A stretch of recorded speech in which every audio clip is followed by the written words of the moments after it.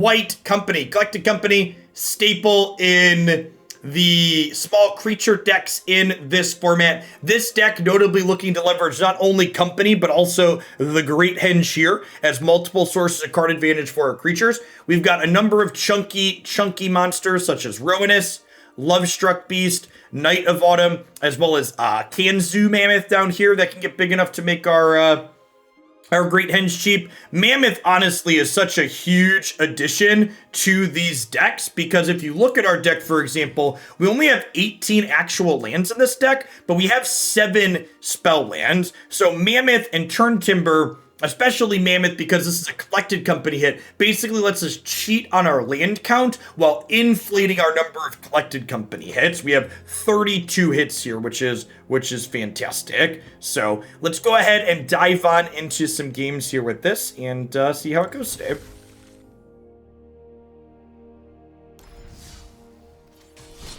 Our Jund Sack deck's packing more answers to Yasharn. Yeah, so one of the other reasons why the Jund Sack decks have moved towards the food variation with Trail of Crumbs is that Trail of Crumbs can find Binding the Old Gods, which answers problems like Yasharn.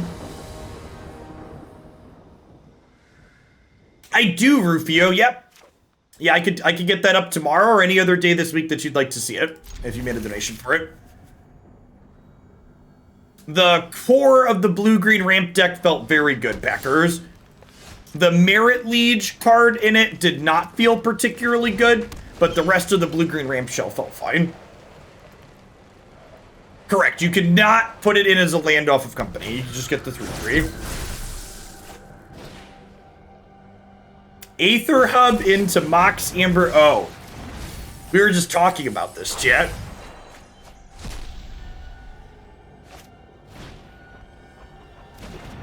Okay, well,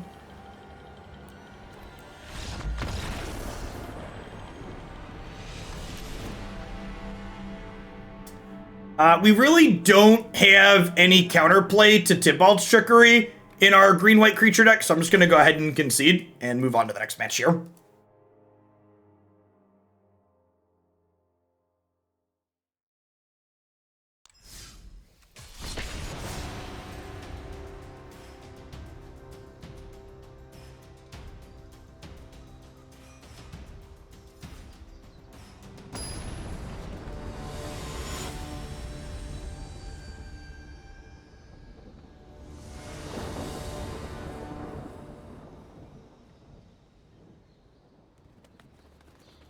Assigns one damage to each Shark and Bake. So if you have Death Touch and Trample, for example, you only have to assign 1 damage per blocker.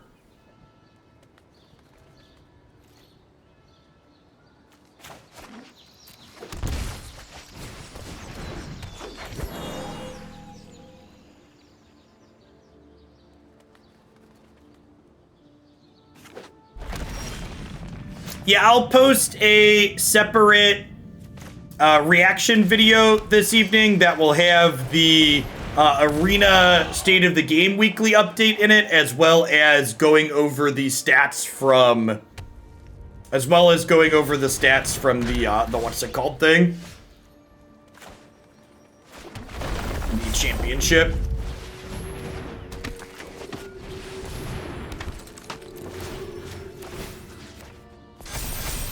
We get to split up our mana costs here, which is great. So we have 2 even and 2 odd costs. They're an Extinction Event deck, which is likely.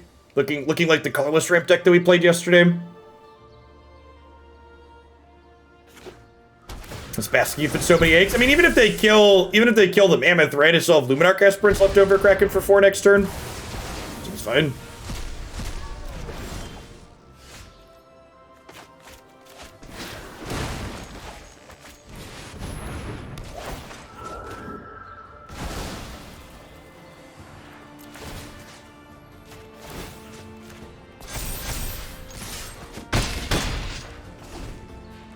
Because some people like playing Magic like that, Maruner. Don't yuck their young. Let them play Magic how they want to play Magic. Goodbye, friend. Alright, so Reidane is great. Fairgrounds Warden is pretty bad. This generates card advantage. This generates card advantage. Skyclave Apparition. I guess Skyclave Apparition tagging their mana rocks is probably pretty reasonable here, huh?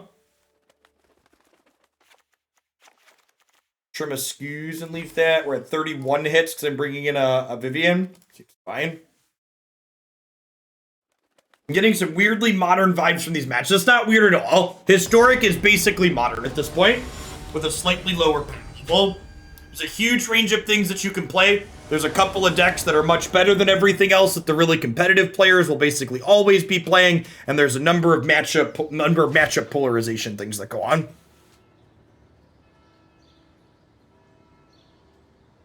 By TT, do you mean Tybalt's Trickery or something else? That seems absurd. I think Tybalt's Trickery is great for the game. I think the people that get upset about losing to Tybalt's Trickery are kidding themselves, because Tybalt's Trickery isn't any... The people who get upset about the non-games that a card like Tybalt's Trickery generates are kidding themselves about the number of non-games Magic has in general. Magic is a game where you very frequently make no relevant decisions and then lose. That's a feature, it's not a bug. If you want to play a game where you don't frequently make no relevant decisions and lose, go play Hearthstone or Runeterra or Mythgard or any of the dozens of other digital card games that have removed resource variants. In my opinion, things like Tybalt's Trickery are in no way more offensive or obnoxious than something like losing to Mana Screw. I think I just collected Company here to try and... I guess, so I could spin to try and hit this, or I could, like, Elf plus Skyclave. I can just take the guaranteed Skyclave, huh? Just keep them off their mana.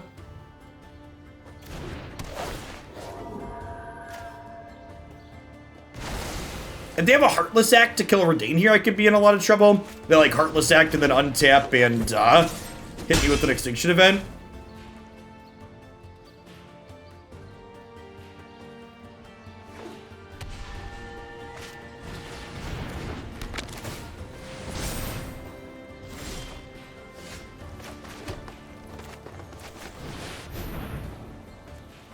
Yikes.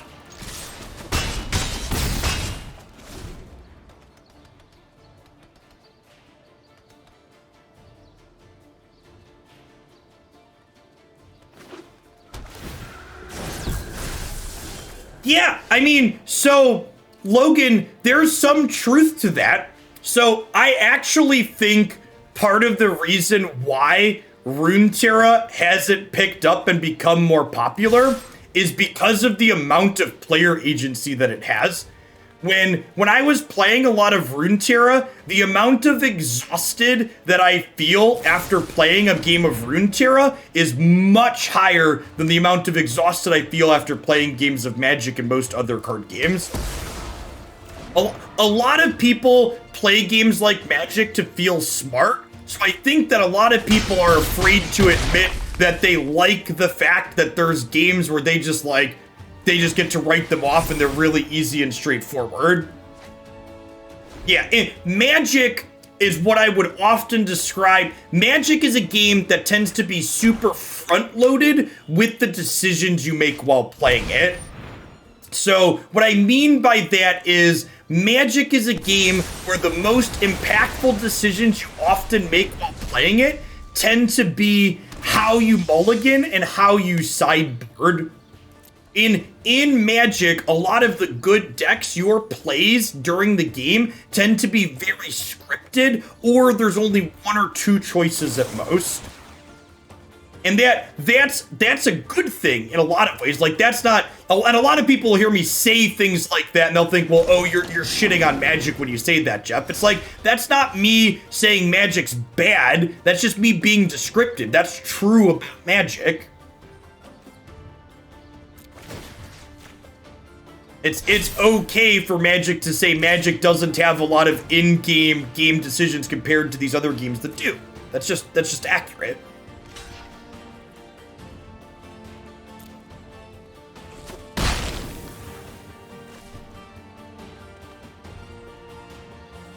Yeah, people just get defensive. And again, I think part of it is Magic for a lot of people is a very intellectual game. And like, if you play Magic for the purpose of feeling smart, I can't beat another, like, player agency. I can't beat another sweeper. I'm just putting my creatures into play and saying, don't have a sweeper or die. I need to kill them before they get to Ugin. So we're gonna try and kill them before they get to Ugin.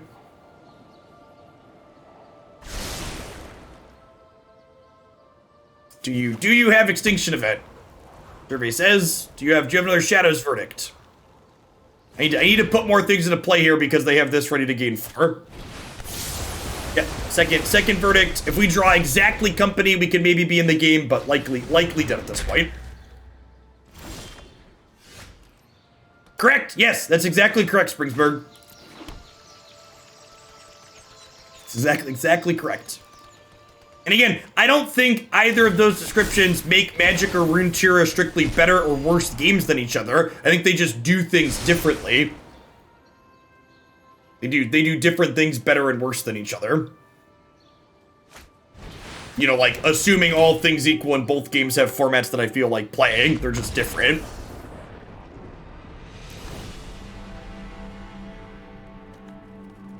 I think I'm pretty happy with how we boarded. It's just like, be on the play this game.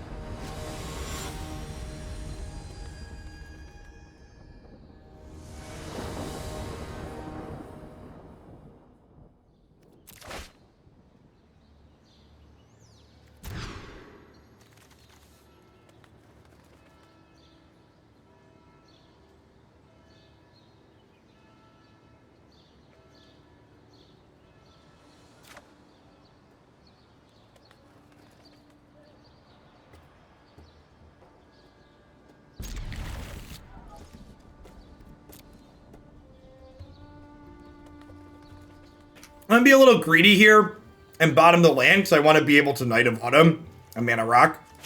No, Runeterra will never have the deck building depth that Magic has.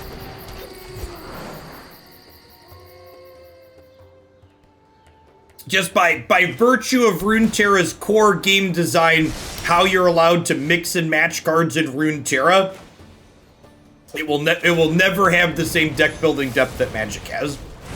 Mythgard is probably the only digital card game I've ever played that has similar deck building depth to Magic, or could if it had a deeper card pool. It'll get there as its card pool gets bigger.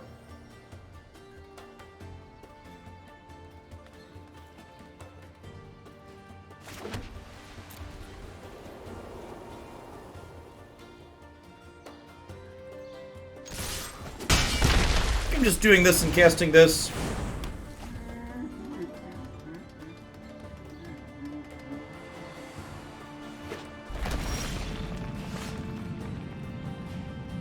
Now, I don't think the game in and of itself is more complicated because of the resources. It's just like, so most games like Hearthstone and Runeterra, they artificially limit how you're allowed to combine cards in their games, right? Yeah, that would be how I would describe Magic, Elk Lodge. Magic's greatest strengths are deck building depth and depth of card pool from being around for a while. But the in-game decision-making in Magic tends to be a lot more shallow than a lot of other card games that I've played. And again, that doesn't make it a worse game, it just does different things better or worse than the others.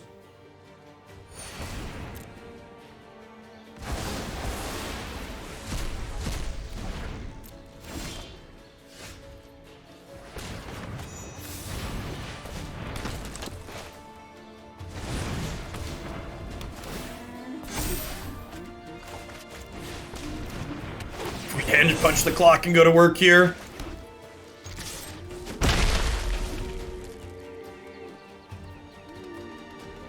Sure, that's what I said, Pluto.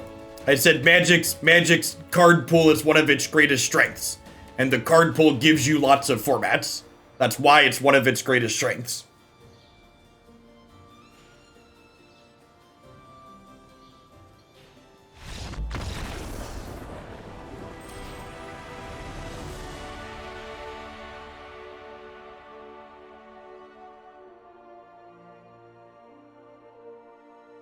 And it's not, I don't, like the people saying Magic tends to play itself, it doesn't always play itself. Like you have choices to make inside of a number of the games, but like those choices on average are generally like, which of these 2-drops do I play?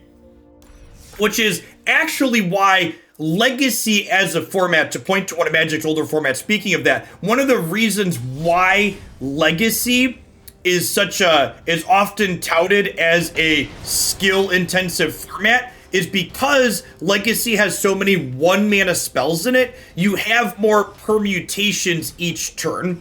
Like, in Standard, for example, in Magic, it's frequently correct to just spend your mana each turn curving out.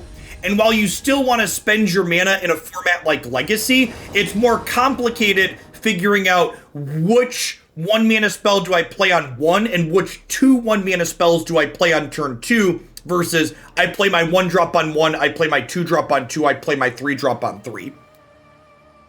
Like when you have more permutations of which order your spells can go in, that's more in-game sequencing decisions.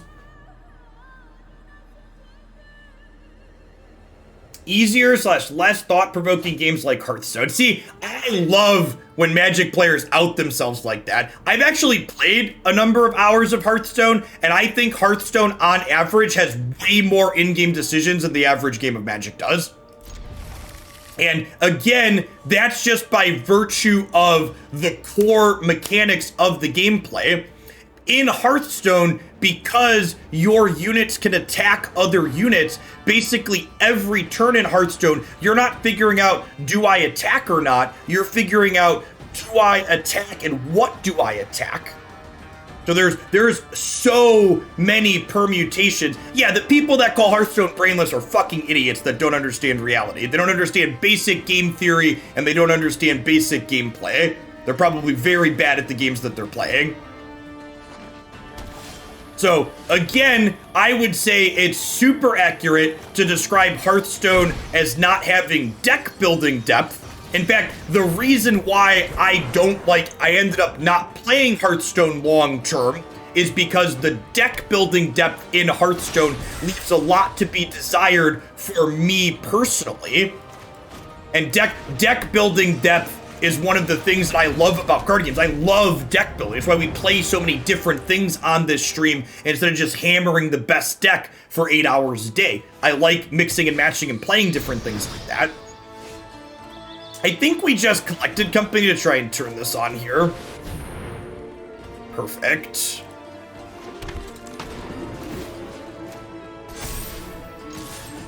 So like Hearthstone's deck building depth is pretty shallow because you have neutral cards plus you have, you know, your cards that are for your class. So like from that perspective, I don't find Hearthstone interesting. And that's why I fell off of playing it.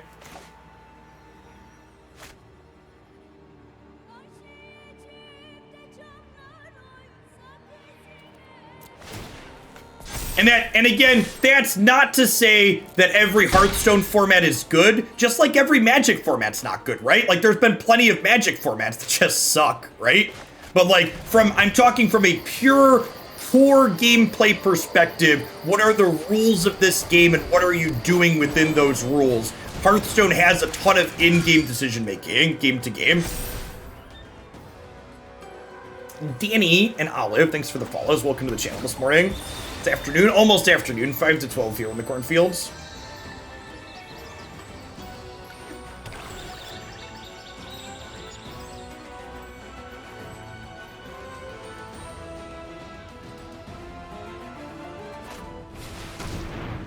Alright, so we're getting swept again next turn, huh? That's what this Mastermind acquisition means. So we're gonna activate this Hashep Oasis and smack them for much. Wait, are they dead to the Oasis? Pretty close, right?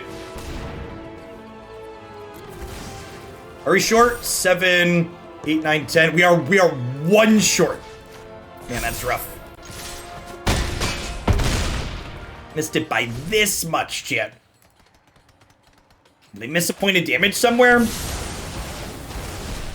It's a question that shall haunt me for ages, chat. Did I miss a point of damage somewhere?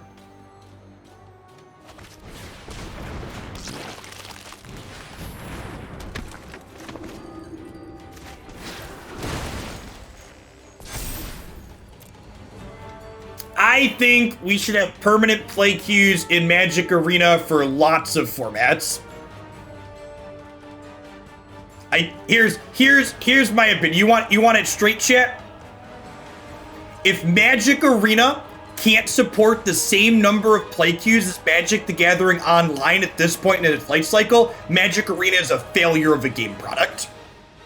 That's the cold hard truth. Go look at how many queues and leagues and stuff there are on Magic Online, and then try and tell me Magic Arena can't support more play modes.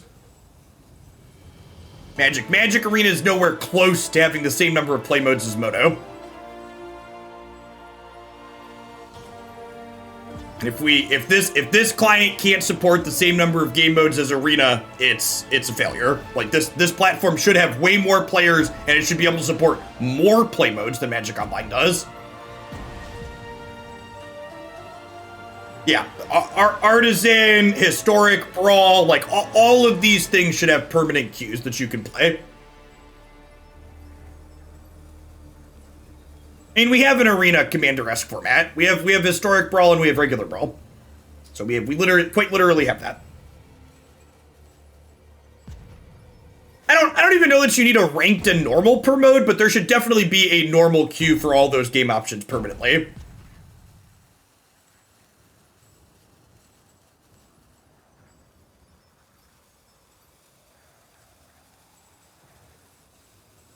In fact, and like we just got done talking about, I said, you know, Magic's greatest strength is its deep card pool and variety of play modes, in my opinion, and them failing to have lots of queues is them failing to leverage one of Magic's greatest strengths as a card game.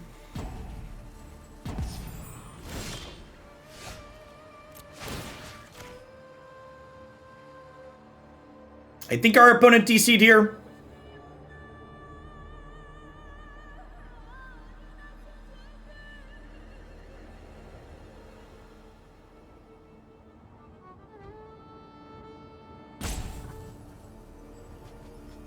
I could see Growth Chamber Guardian being good. Maybe we should test that. I like Growth Chamber Guardian. It's one of my favorite Magic cards. Let's try some GCG in here after this. It's good with Luminarch Aspirant tier 2. This is basically like mono white climb. I like that suggestion.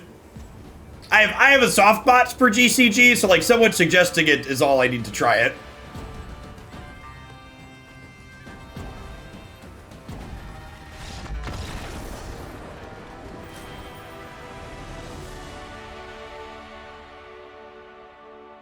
It is also excellent with Henge, you're not wrong. Hey, Team Master Ray, thanks for the 22 months, welcome back.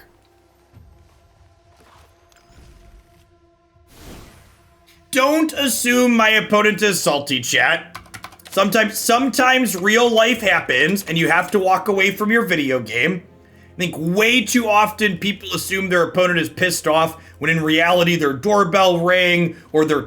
As someone who has 3 small children, please don't assume when your opponent randomly disconnects that they're upset with you. Arano, thanks for the 29 months, welcome back. Do I just give up other 2-drops here? People assume that because that's what they do. Yeah, no joke. People assuming their opponents are salty is another one of those, oh, you're telling on yourself type moments.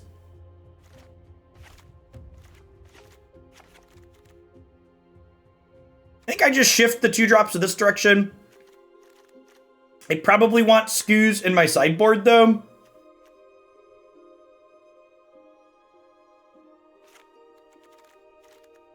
Maybe I don't have room for Skyship here. Maybe we give up the Harbinger, because Skoo's kind of grind, or its Growth Chamber kind of grinds like Harbinger does. I kind of want a third Reidane. This card's really good against the sweeper decks.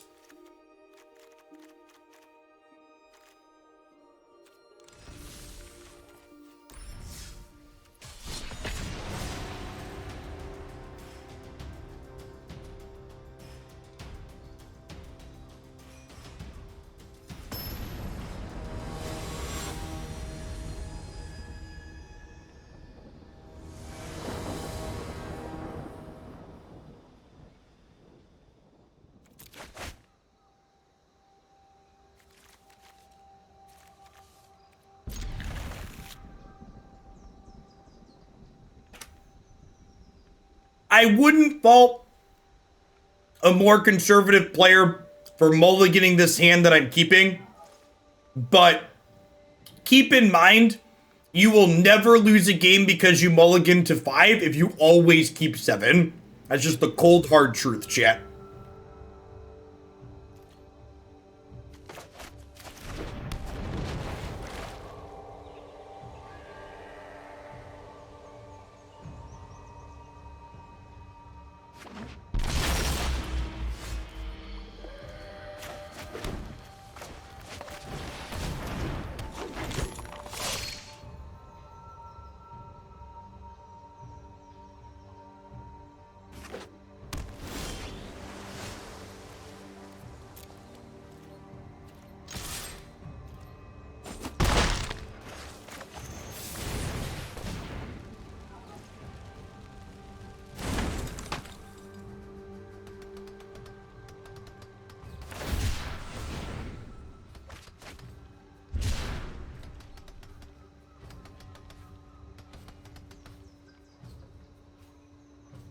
Well,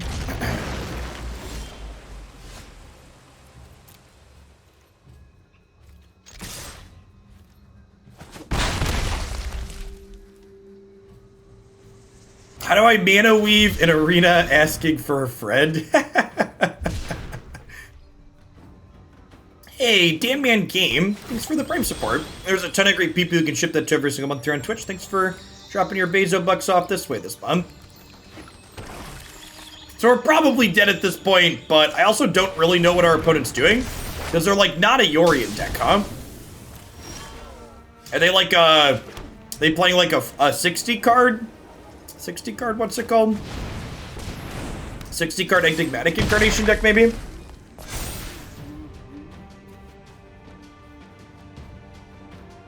I subbed this channel yesterday just so I could get a timeout. God bless, Flock. We aimed to please.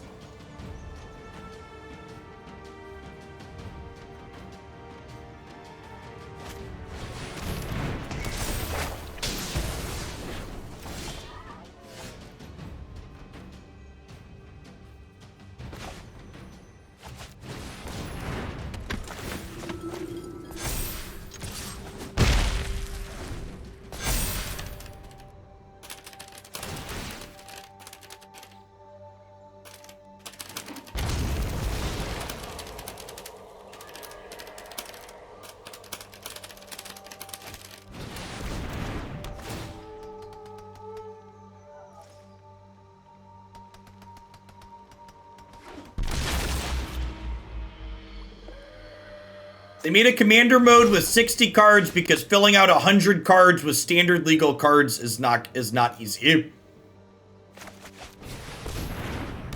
Hey.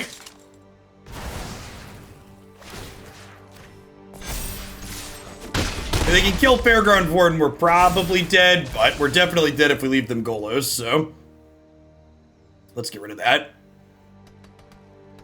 Yeah, Brawl is standard stuff.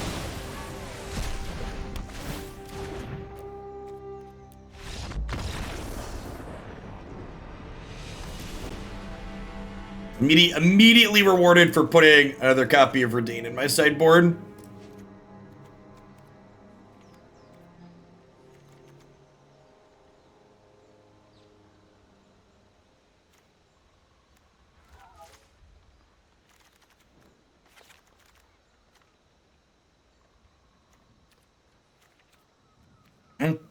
Aren't these skews? Don't seem like they have a lot of good targets for Skyclave. I think I'd rather just lower my curve a little bit.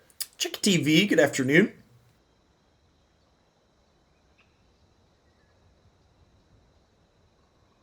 I mean, running this deck on the ladder, you think 3-Bit Inspector is a pretty good one-drop. I mean, I agree with you that 3-Bit Inspector is a good one-drop. It's just the thing about Collected Company decks is to get the most power out of your Collected Company, you need to be playing more 3-drops. You could be spending 4 mana to get 6 mana worth of things. Like, I don't really think 3-Bit Inspector is, like, better than any of the other cards I'm already playing. I feel like 3-Bit Inspector is better suited for, like, a... what's the card I'm thinking of? Like a Showdown of the Scald style deck? As opposed to Collected Company.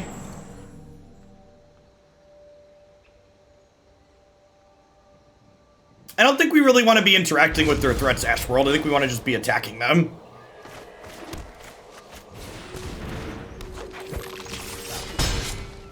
Yeah, like in a Yorion deck, 3-Bit Inspector sounds great. I just don't think 3-Bit Inspector is a good fit with Collected Company specifically, because you don't really want to be finding 1-mana card for the Collected Company.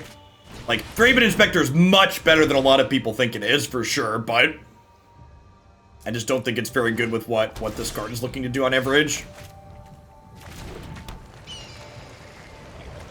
Alright, and now I have to decide, do I want to play, and this is why the different sweepers are so miserable. Like, I have to decide what sweeper I want to play around. Like, do I play around, or what threat, I guess? Do I play around Extinction Event, or do I play around Binding the Old Gods here? They played Shadow's Verdict last game, so I feel like I'm less inclined to play around Extinction Event. So, like, if I'm playing around Extinction Event, I just pay 3 and activate this. And attack for 5. But if I want to play around Binding the Old Gods, I do this and then play the next one. But now Extinction Event really gets me. I've Collected Company to gas back up with, so like maybe we end up being okay. Your cat, thanks for the quarter of a year. I appreciate that. Welcome back. Seamus Super Nichols. Thanks for the 18 months. We should just Coco and rip Reidane. Yep, that's the big brain play. Yep. And again, this is a lot of games of Magic go like this, where you're like, okay, I decide that I can play around this thing, and we're gonna lose if they have this other thing, and you have to make a commitment to it, and then if they have it, you die a lot of the time. Just how it goes. Tonight, that's how it goes. They play Golos too, that's pretty good for us, because we have Night of Autumn. He shocked that in. What do they have? What do they have an instant speed for 5 mana? Censor. Yep. We saw that last game too. Thanks.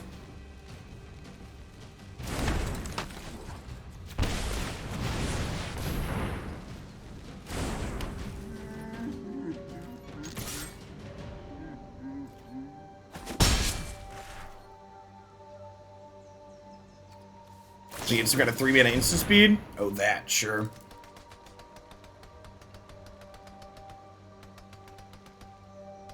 Yeah, like, and it's not just binding either, right? Like, my play going wide on turn 3 is better against any piece of spot removal, and they're much more likely to have any piece of spot removal versus Extinction Event, especially when we saw Shadow's Verdict in the first game. Like, the odds of them having 4 Extinction Events and Shadow's Verdict is pretty low.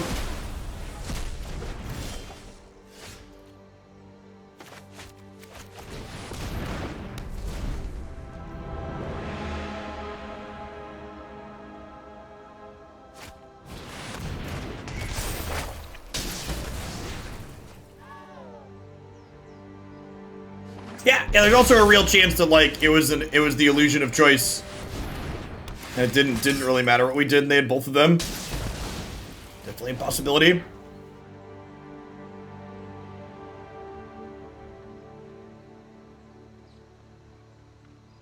Shadow's Verdict was tutored from the sideboard, correct? I don't think so. Did they play a Master's Mind Acquisition last game? I don't think they played Master's Mind Acquisition. Or a Fae of Wishes. I have a complete brain fart and they played that card and I don't remember it.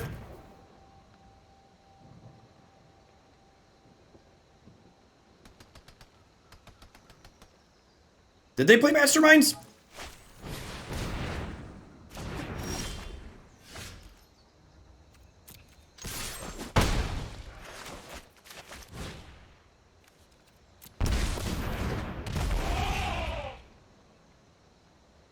I think that was last match, chat. I think that was the match before this one. But I'm completely just out of it at this point, I guess. We were talking about different things. I was making command at the same time, but I think that was the match before this one.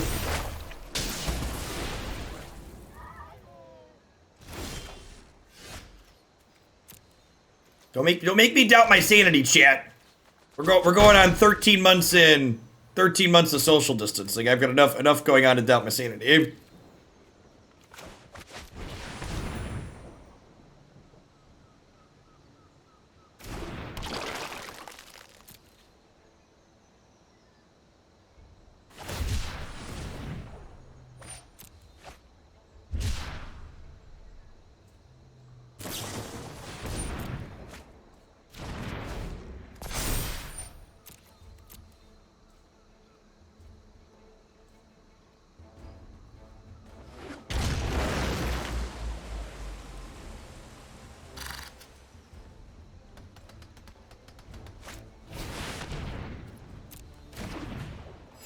Well, that answers the what's their win con question.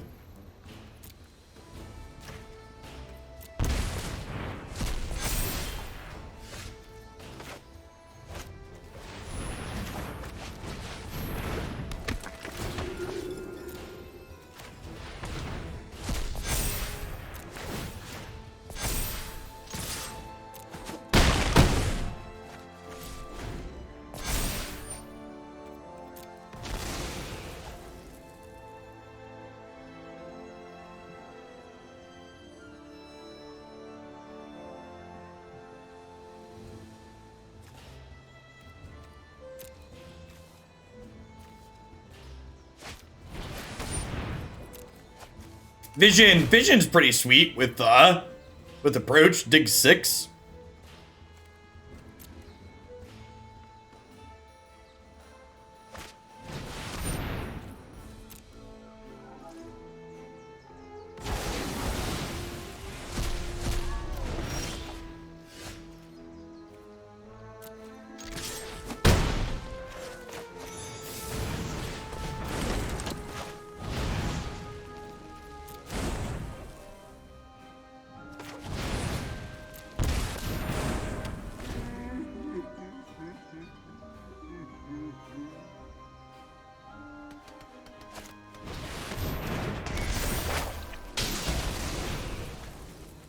Wait.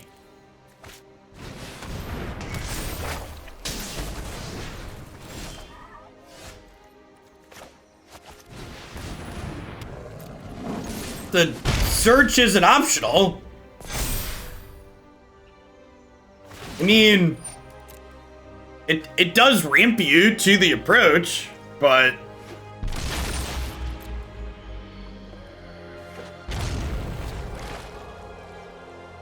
there's a part where they just like cast the second approach from hand, right?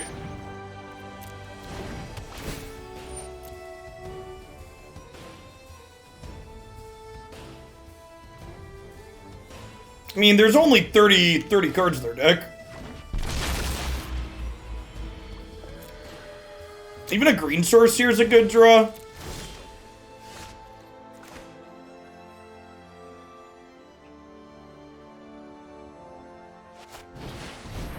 Doesn't want to let us activate the Oasis. Oh, so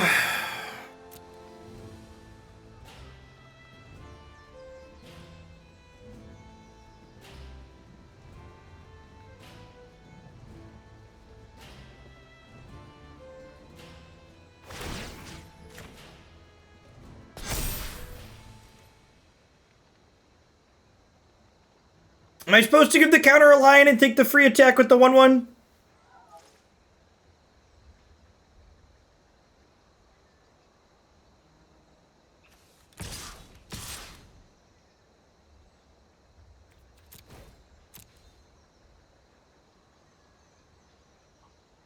Yeah, I think I like putting them. I guess they're still dead on board regardless next turn, right? If they whiff. Yeah, this is probably wrong. Yeah, I think the counter here is probably better, because then I get to hold up the indestructible activation too. They'd be taking 1 down to 3, and I'd still have all of these.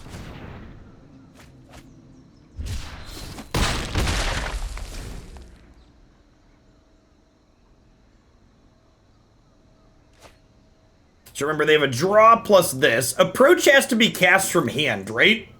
So if they hit it with Golos, it doesn't work.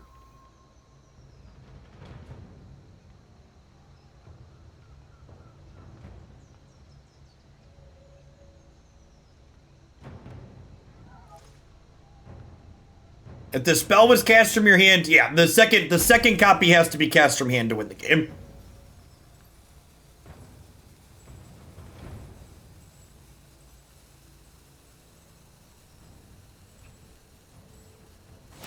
It still gained them 7 life though, so like still pretty good.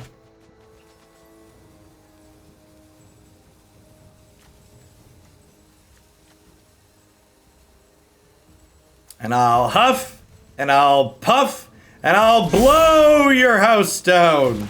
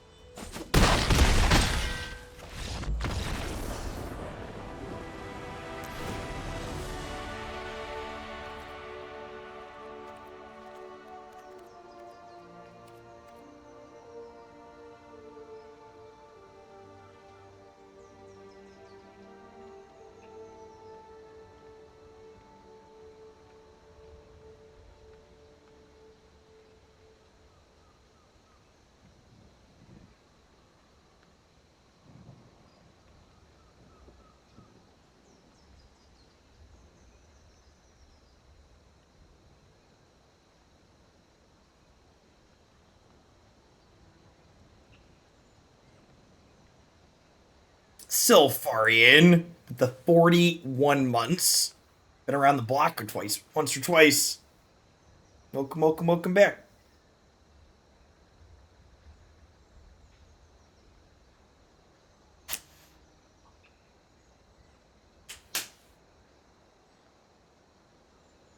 You know how long the longest sub is? Yeah, a little over 60 months. 60, 62, 63, somewhere in there. Maybe 65 or 66 by now. Yeah, probably 65 or 66. Fall was when I...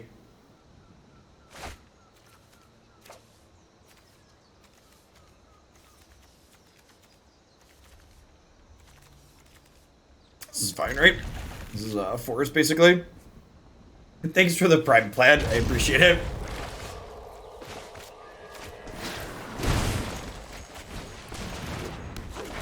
Who is the oldest? I think Tumos or Punchworthy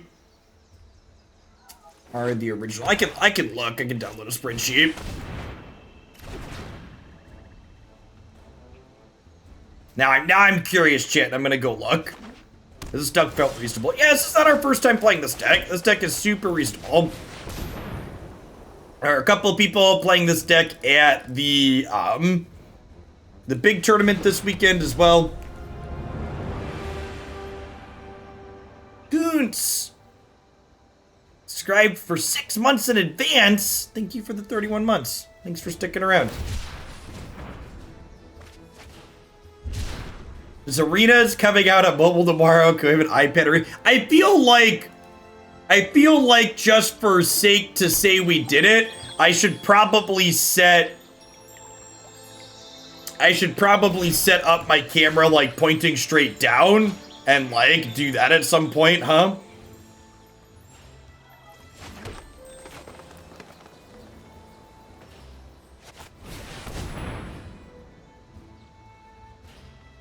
Oh, we should do it with Treasure Flare.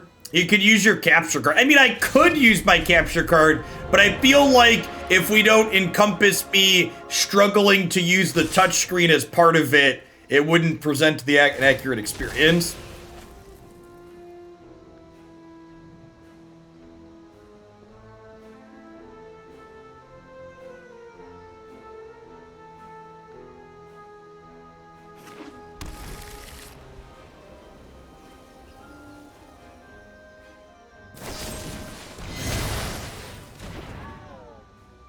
Tumos is the longest running sub on the channel at 67 months. 67 months, chat. I've been doing this a while. Been here for a hot second.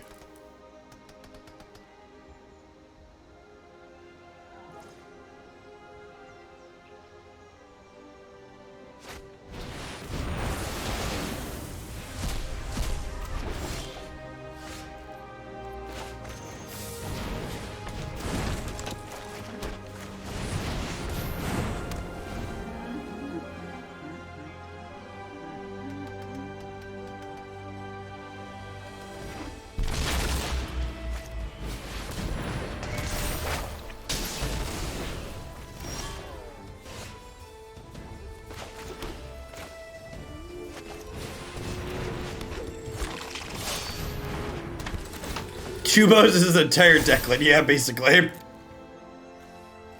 I'm pretty sure I was partnered before Declan, right? That sounds right. Declan's almost 6. Maybe a little after. Exactly. Yeah, Great Chamber Guardian with Aspirant's been good.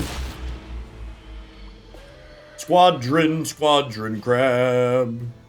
We have a squadron crab. Do, do, do, do, do.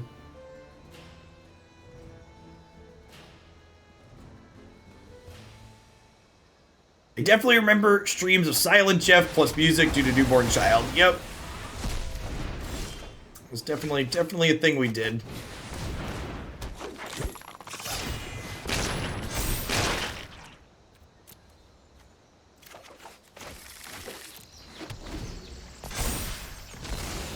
Yeah, opponents basically mono sweepers and approach the second zone.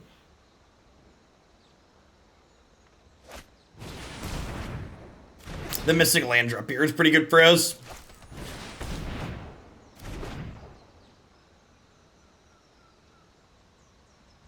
Like I said, I guess it means they have a bunch of removal spells, though.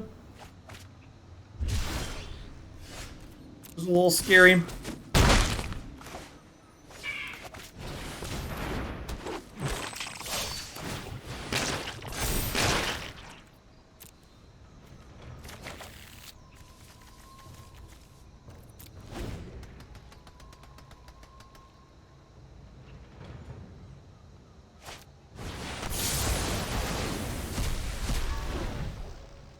Yeah, Guardian was always good at helping you grind out these kinds of games. All right, we're not beating a third sweeper. So time to move in. We're intentionally not putting the counters on this time because we're through all of our Guardians, and I want to be able to adapt to this, and you can't adapt if it already has counters on it.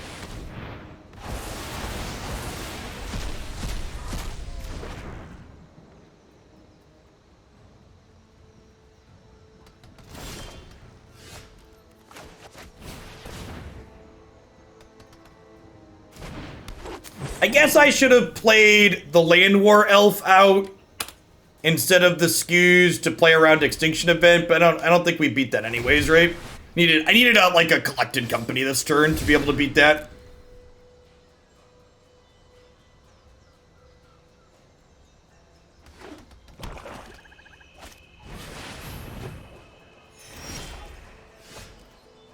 By a lot of decks that don't function without their 7-mana bomb, you mean exactly Sultai Ultimatum? Is that what you mean by don't function without their 7-mana bomb?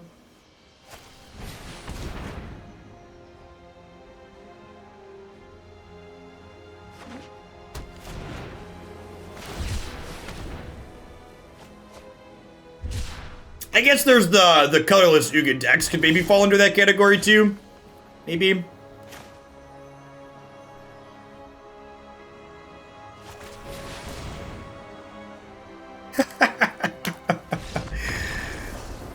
Oh, magic. Tonight, that's how it goes.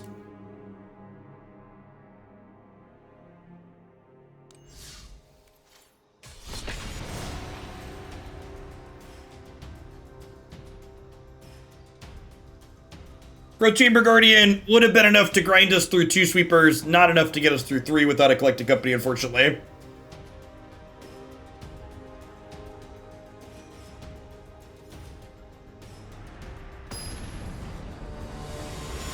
Yeah, I agree, Dr. Mr. Bunny. I greatly prefer games of Magic that tend to be board-centric. The non-board centric decks tend to generate pretty dry games of Magic that are largely uninteresting. Just like windmilling things, hoping that eventually something sticks. Oh, I missed a donation. Oh no, I got that one. No, we're good. That was Dr. Mr. Bunny.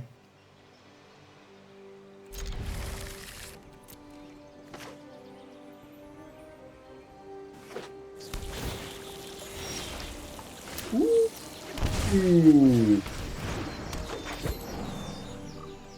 It's a good card to have on top, Chip. Come on, play a Mana Rock. Thanks.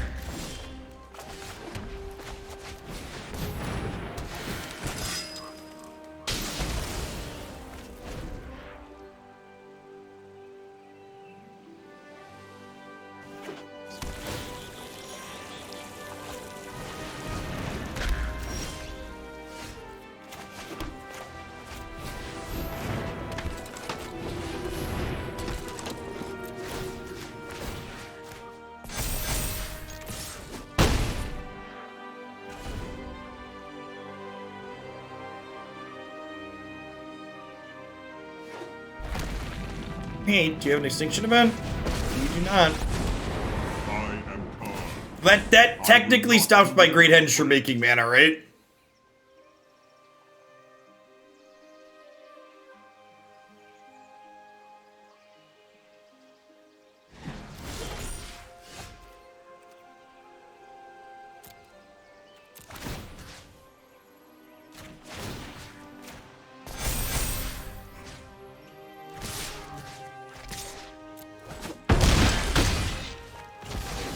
I will be better prepared next time.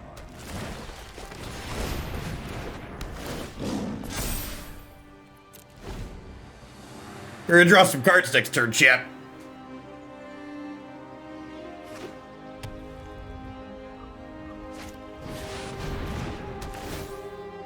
So this card, if you've not seen it before, notably does not care how it gets a 1/1 counter.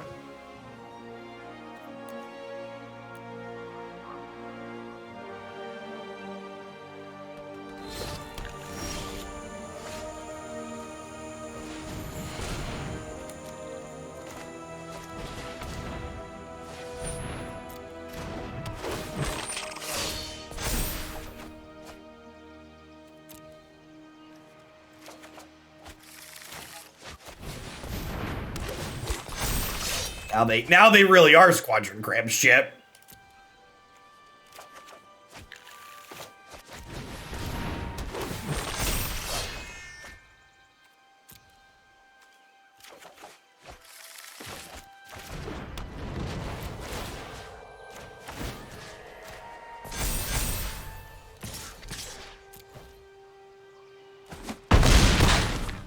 Alright, so they're hoping to high roll with the Golos here. We're looking to fade an Ugin. I guess I could just have Ugin in hand. Yeah.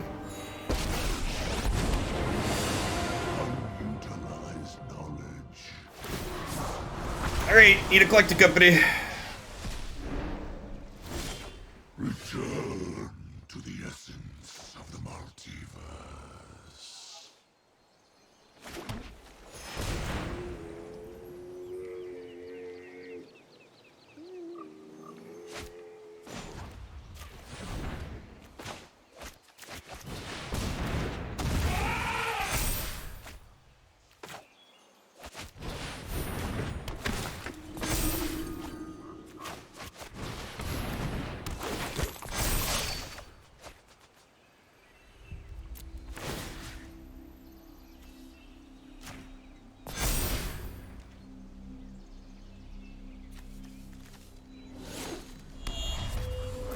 It's my favorite Magic card that's no longer competitive in tournaments, Spellstutter Sprite.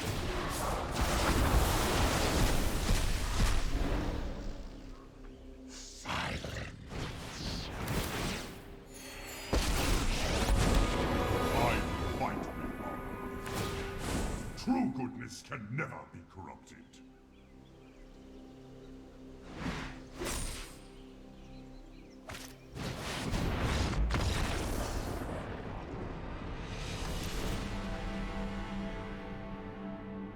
I mean, I find your question very silly, Gindy. Obviously, I think this is worthwhile as a spell because, like, I'm playing it in my deck.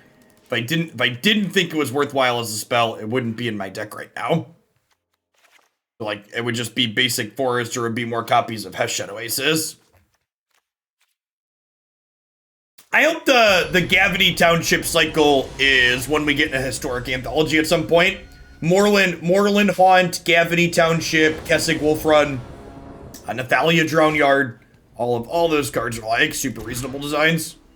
Maybe not Nathalia Drownyard. The rest of them are super reasonable designs.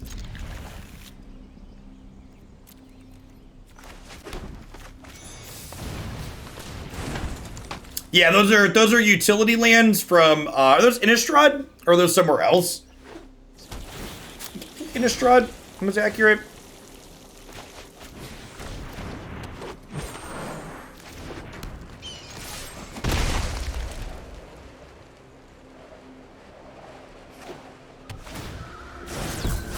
Oh yeah, Desolate Lighthouse. How can I forget about Desolate Lighthouse, chat?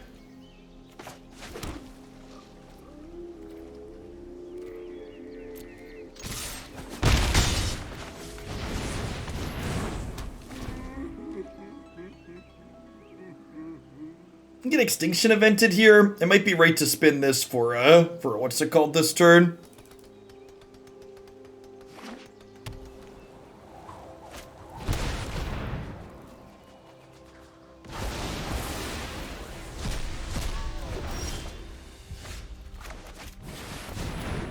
This is a great drop. Lets me destroy this, then play this tap to have Collected Company up. Reidane is very good against these sweeper decks. Gives you the extra time you need to push them out of the game a lot of the time.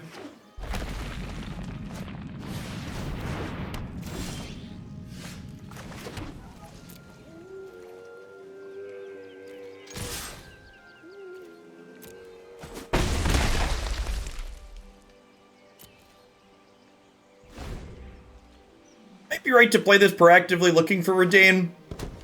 They can also Extinction Event this turn though, so I think that's not right.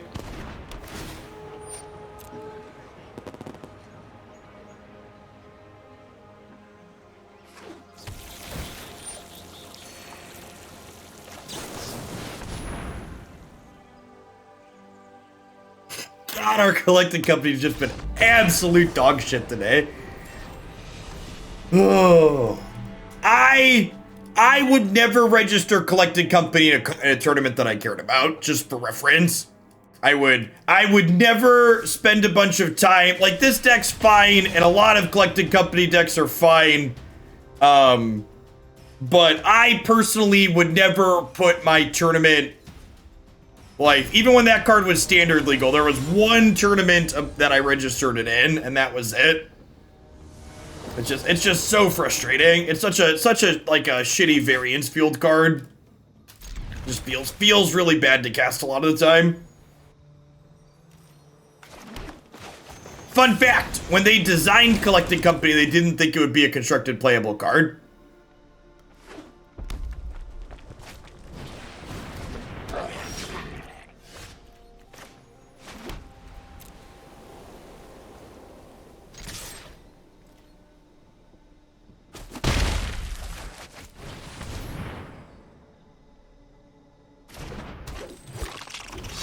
You tried hitting better cards with Collected Company. That's strong advice.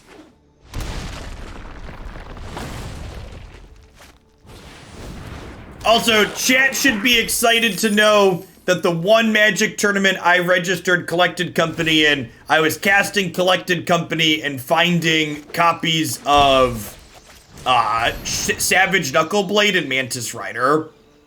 So my Coco deck was at least sweet. That was the reason I registered it, because the deck was gas. Just had all the sweet cards in it. The old Knucklebuster. I think I top 32 that tournament. I think I missed top 16 on breakers, if I recall. It was an Indianapolis tournament.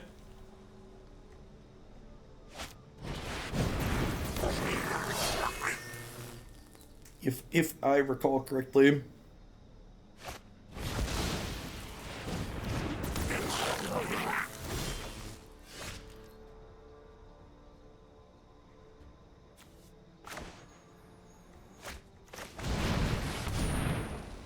Supposed to Skyclave the War Chief here. Could go either way on that. Flip and Joe Gamer, thanks for the follows. Welcome to the channel. For people that are new to the channel, like those follows, in a previous lifetime, I spent a lot of time traveling to play Magic competitively in the central and eastern United States on the SCG tour. I have 16 or 17 SCG Open top 8s to my name, an invitational top 8. I played in a couple of their Players Championships. Spent a lot of time playing competitive Magic back in the boomer days of yore.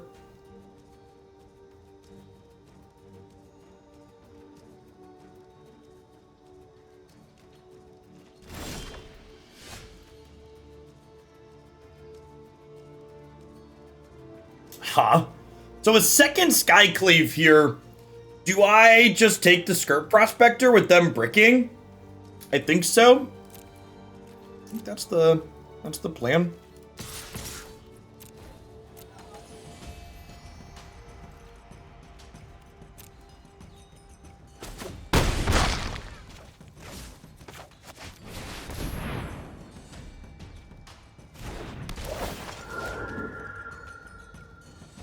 Your boy Tech, thanks for the follow.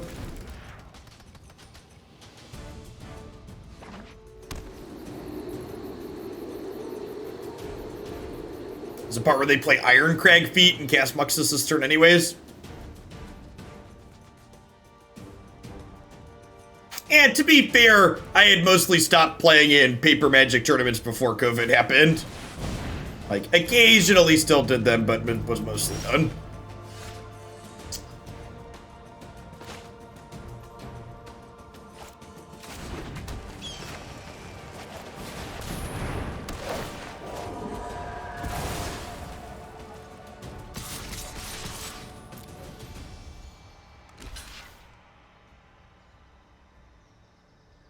Proton, good afternoon.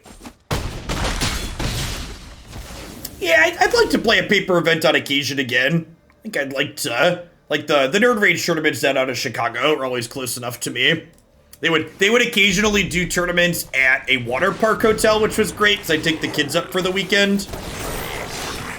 What an incredibly interesting and engaging gameplay loop that is skill intensive and fun for both players. I'm really glad they banned Winota, so that way play patterns like this can no longer happen. Dear Wizards of the Coast and Magic Arena, please unban Winota or ban Muxus. It's massively messed up that one is legal and the other isn't. Just beyond like, Winota being banned and Muxus being legal is just like peak Wizards of the Coast format management. They just have no consistency in between what they do with themselves. Like I don't mind Muxus being legal if you can play Winota.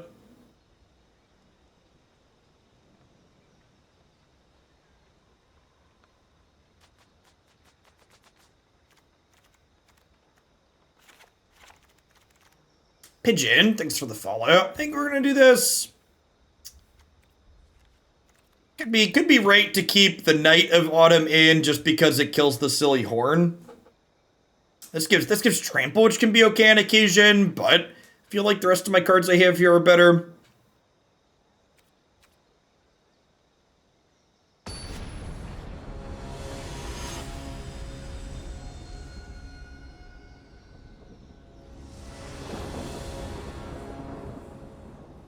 So the reason why we play against Goblins on this stream a lot more than we play against people that play Jund is if you look here, I'm ranked 92% and my opponent's ranked 95%, and Goblins isn't actually very good in this format. It's just incredibly frustrating to play against. So the people who are playing things like the people who are playing things who are tryharding with real decks like Jund, they're much higher than 92 and 95%. They have a number next to their ranking. Goblins is just down here beating up on meme decks.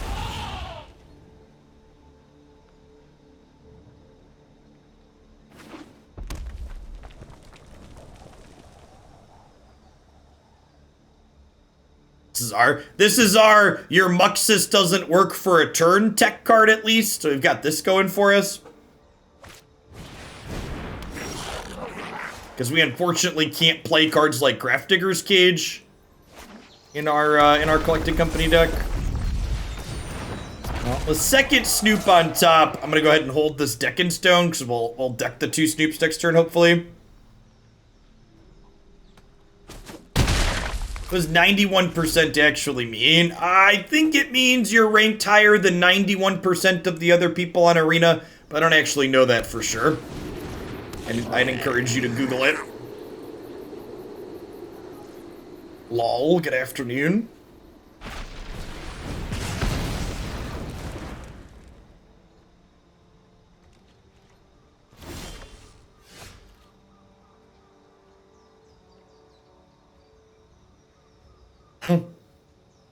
Feels like we're pretty dead here at this point.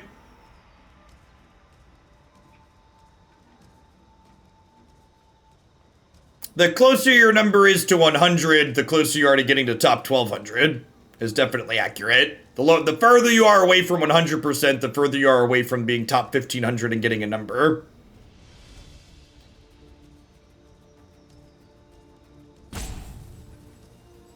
This could potentially be a spell still.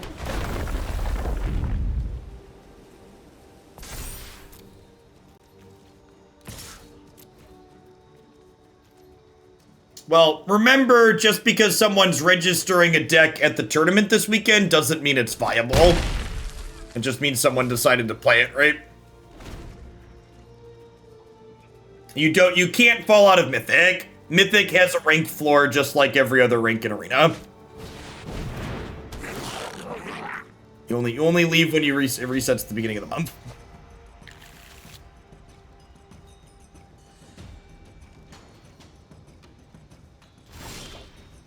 Our green-white deck not looking particularly impressive here. Penumbra, it's for 11 months. Welcome back. Frostbite and Flexen, thanks for the follows. Good afternoon. Let's try 1 or 2 more, but I think we played this deck for like 3 hours last time and it felt pretty okay, but playing against piles of people playing sweepers and goblins really isn't a good experience for this deck. This deck does not feel like it has a very good bad control matchup.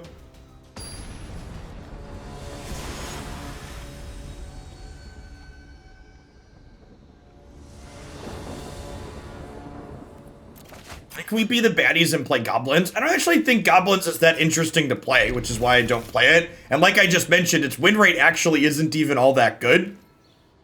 If you look at the MTG data article, the MTG data posting from the historic tournaments this weekend, you'll see that it verifies that goblins just an incredibly polarizing deck. Hey, look, it's another Yorion deck that's going to just kill all of our stuff. I would assume.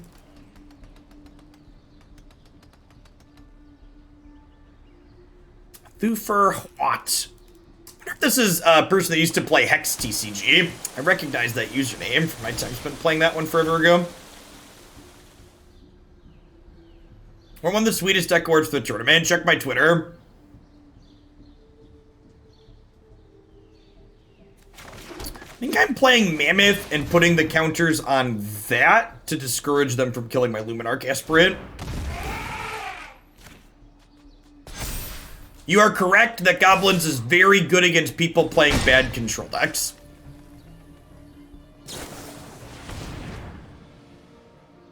Because Goblins outgrinds most control decks in the format. It's very good. Hey, Jer Panda, thanks for the 10 months. Welcome back.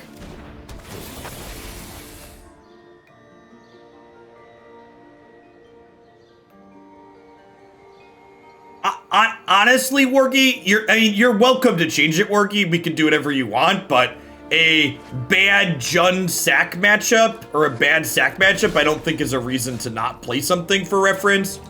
Many, all decks in this format have like a bad Jund sack matchup. So I don't really find that disqualifying personally.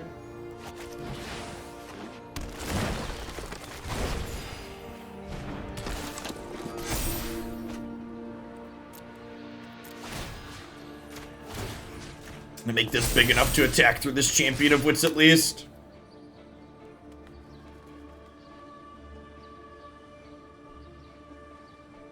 Sure, but like, my Grixis control deck beats Goblins, they can't deal with Flying Mickey Bee. So like, your Grixis deck's not a control deck, it's a mid-range deck that's capable of applying pressure. That's why your matchup is good. It's not good because your deck is interactive. It's good because you're applying pressure. Was that a good draw? If so, why? Someone at home, please explain for me.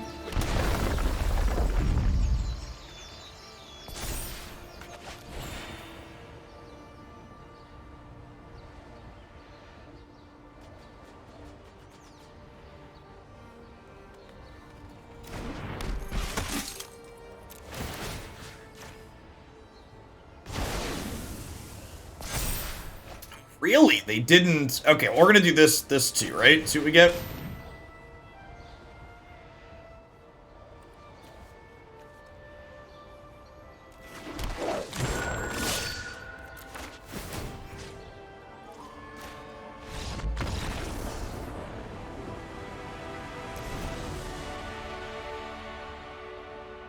Honestly, again, like, you'll see me frequently just concede matches to Jundsack on stream. Chat, just like, seriously, there isn't that much of it. Just concede the matches and play against something else. Jundsack's even the most popular Wellspring companion, so you can just like concede to the Wellspring on site and like not even have to mulligan.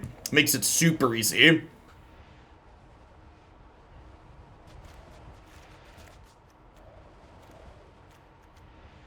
Life's short, play games for fun, skip the matches that aren't. Scavenging is probably pretty good here, huh? We have some graveyard shenanigans going on over there with Liliana and stuff. Probably Unburial Rites lurking in the opponent's archetype, I would bet. Probably don't want all four of these. They're like fine against, was there a Reidane matchup? They're probably on like Binding and stuff, huh? It's probably a Reidane matchup. Yeah, this is our attempt to have a card for the Goblins matchup. I don't know that it's particularly good enough, but it's an attempt.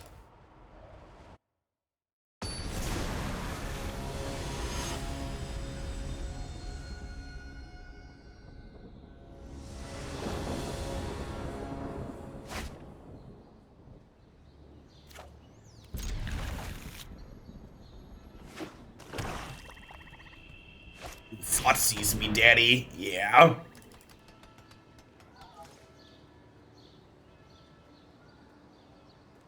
I mean, if you want some free wins from people conceding, thinking you're that, yeah.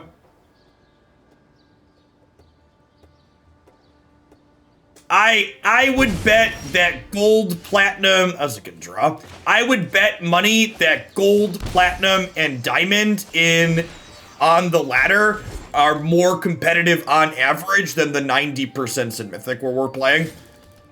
Because the people that are hanging out playing games in like the 90% in Mythic, we're just chilling playing games for fun shit. Just playing Magic for the love of the game. Oh, way to push my boy off the cliff here. Filthy casuals down here, chat, playing Magic for fun.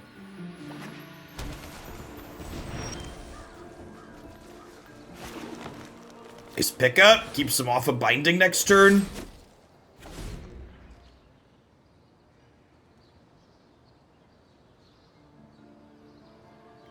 I'm not saying everyone in those rankings, Logan, is guaranteed to be tryharding. I'm just saying that there's probably a higher chance you find tryhards in those ranks than not.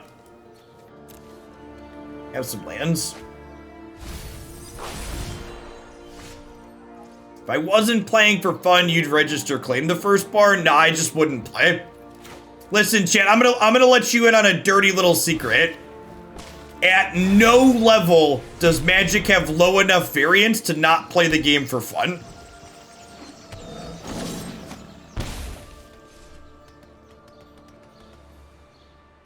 If you're not enjoying what you're playing in a game of Magic, you should stop and you should play something else. Play a different format, play a different deck, play a different game.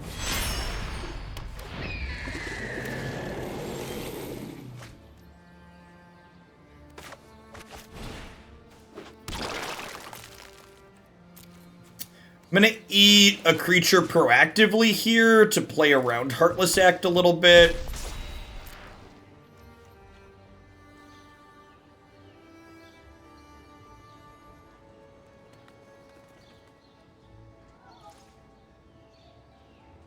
I completely agree with that, Relocate. There's plenty of things in life that you have to feel obligated to do as an adult that you don't enjoy. You should never let one of your hobbies be one of those things. Plenty of obligations out there where you're like, man, I really just don't want to do that. The games you're playing for fun should never be one of those things.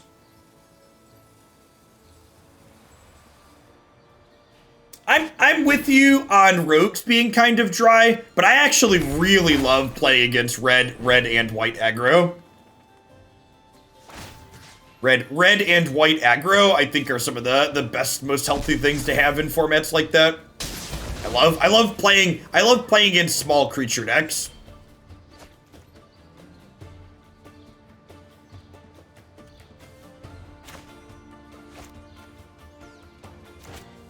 So many games are designed to say slog through this part and it will be fun later. Yeah, stop playing free-to-play games. Free-to-play games are just a giant stain on the industry. The FOMO business model. Yeah, seriously, like, as someone who rediscovered real video games recently, like, go buy a self-contained game for, like, you know, 20 to 60 bucks, and it'll be great. Find a game in a genre you like and get a bunch of time out of it.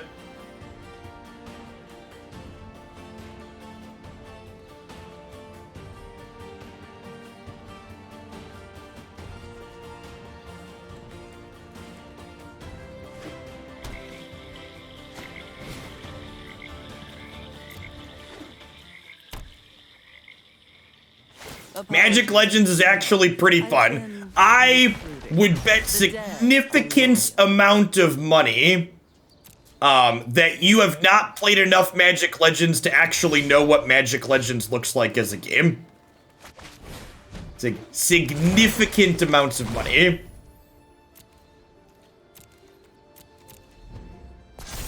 I would be surprised if anybody has spent like the last 24 hours playing all Magic Legends to get to the late game loop.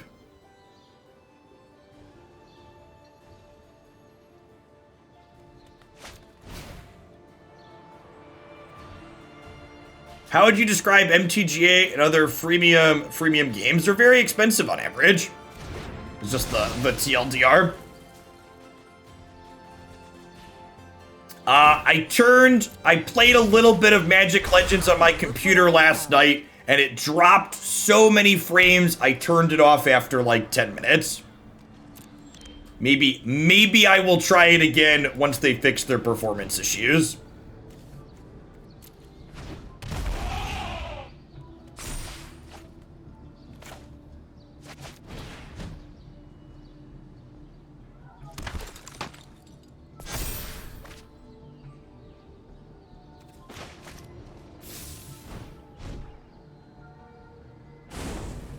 I mean, you also have to understand, games like Diablo have a huge pedigree, but, like, games like Diablo are a pretty specific type of game as well. So, like, if you don't enjoy the type of game that Diablo 2 is, you're not gonna enjoy Magic Legends. That's fine. Like, different strokes for different folks.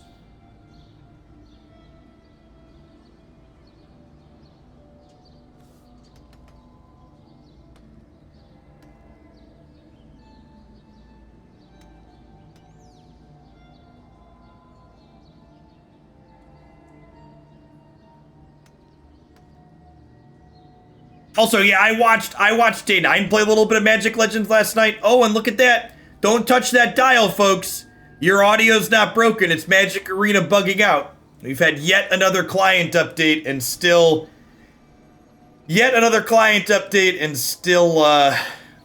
Still no fix on that bug.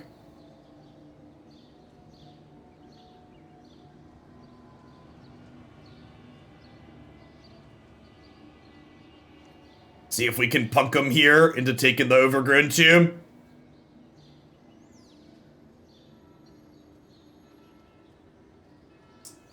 They saw right through us, chat. Hey, Rods, thanks for the 3/4 of a year. Welcome back. If they don't take Henge off the table this turn, we could be in a pretty good spot. Oh, they're going to reanimate Yorion here, right? And then blink Atreus.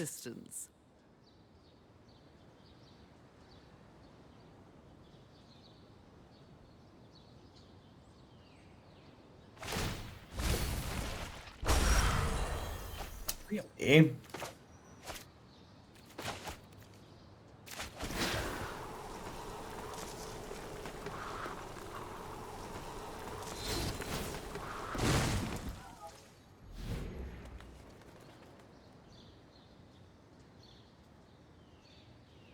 It's a big boy, chat.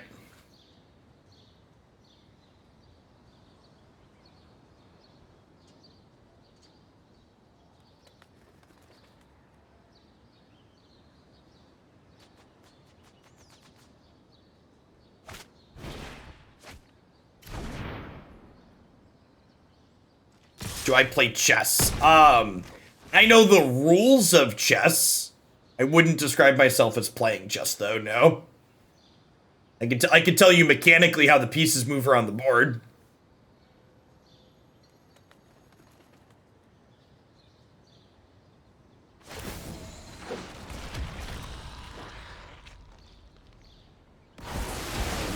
I have bigger demons to deal with. Been missing for 2 days because I played through all of Oprah did, and it's your fault. Now all my dreams are about the technical differences between being torn apart or spiked, and which Chinese top man is which. So I guess thanks.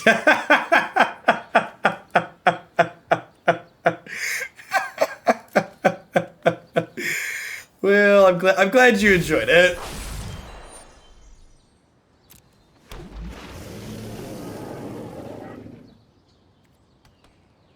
Alright, we're dead this game. Let's take you through the play, huh?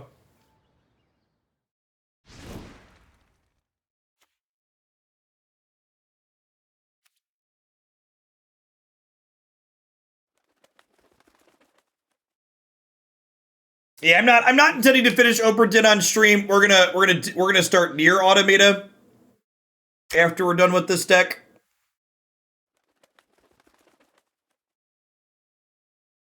Oprah didn't seem neat. I'm just not super big on murder mysteries as far as puzzles go.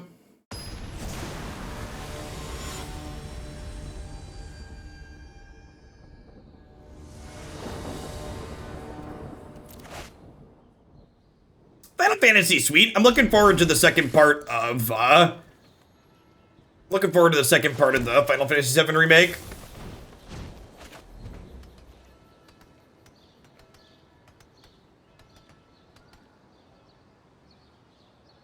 Satisfactory. That's like a Factorio style clone, right? If I recall correctly.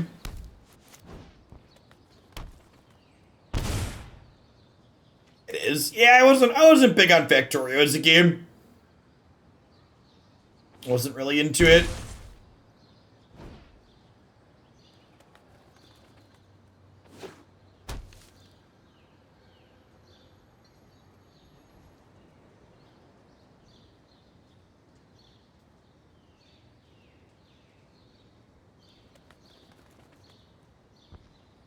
I am planning to play Cyberpunk when they release, when they stop releasing regular patches.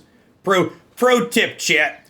Games like Cyberpunk aren't actually ready to be released to the public until they stop regularly patching them. So, I enjoyed playing Witcher 3 many years after the fact when it was a stable, good piece of software. But what was released to the general public was not that.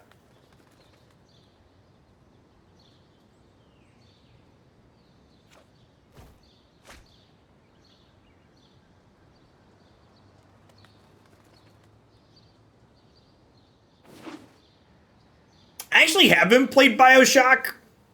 I've heard good things about it though.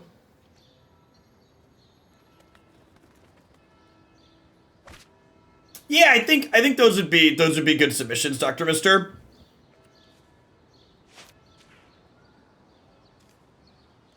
Feels like they have a removal spell here, so I'm just gonna go ahead and Great Henge right away, I think. Let's get this down. So Christy and I play a co-op game on stream, so the problem with that is there's currently a plague, and we have 3 small children between the two of us, so it's difficult, impossible to get time for that, because we can't have someone else in the house to wrangle the kids while we do it. But yeah, maybe post-vaccine, I could see that being something fun to do. It's something I've wanted to do, but just hasn't been possible because of the logistics of the world.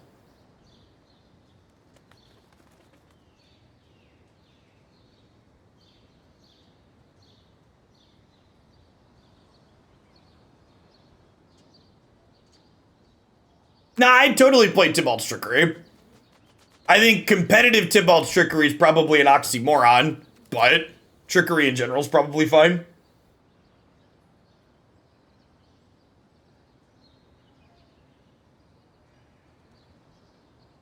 I heard crates are great for wrangling children. I mean, my 5 and 7-year-old can, like, hang out while we play games for a couple hours. In fact, the kids usually play games with us a lot of the time. It's the, the 9-month-old needs a lot of attention. But believe it or not, babies are needy, chat. They're adorable, but they're very needy.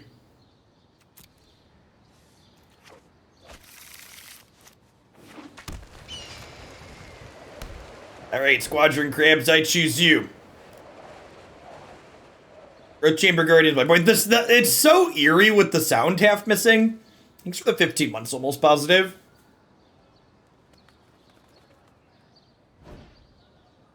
Goodbye, friends.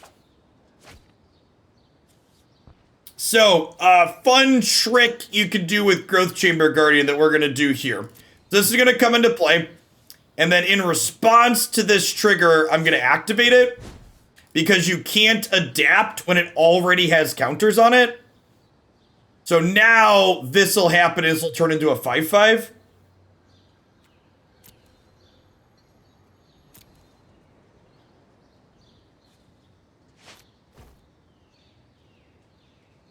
Unfortunately, this aspirant is a 2/2. So it cannot enable Lovestruck Beast.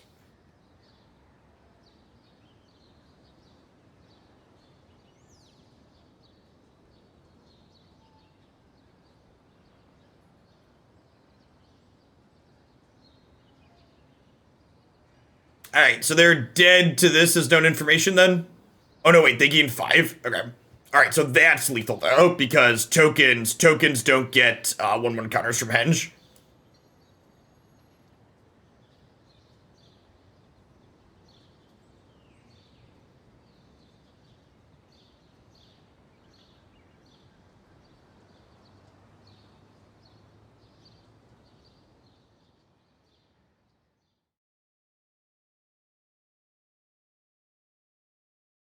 Honestly, I'd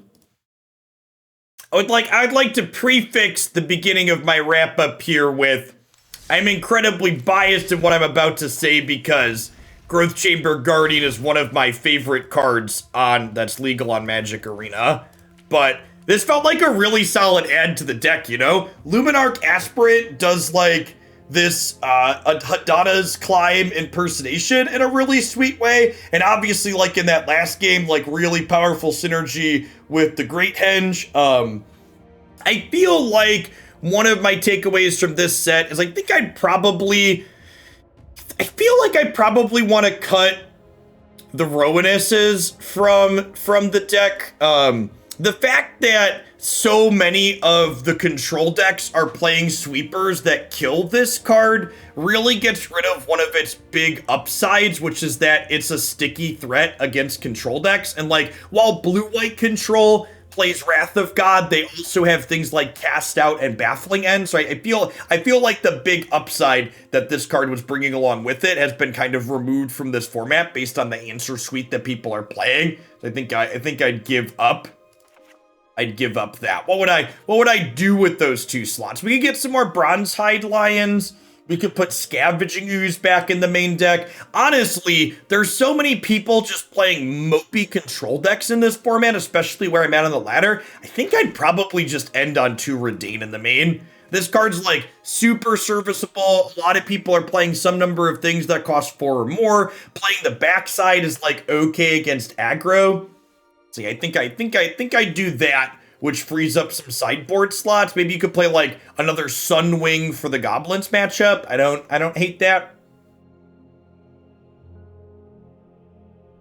Yeah, like I like the God a lot. I think this card's really well. The fact that it's not symmetrical too, like you could technically play Thalia, but like making your companies more expensive is awkward. And I think this card just does better what Thalia does.